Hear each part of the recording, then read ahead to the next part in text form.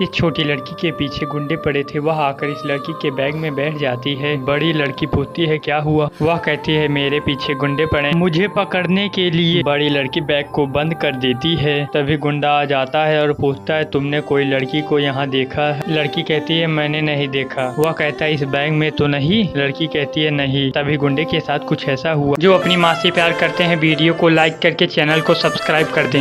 लड़की गायब हो जाती है। बैग को बंद करके चला जाता है। फिर लड़की देखती है तो लड़की आ जाती है। यह कैसे हुआ कमेंट में जरूर बताएं।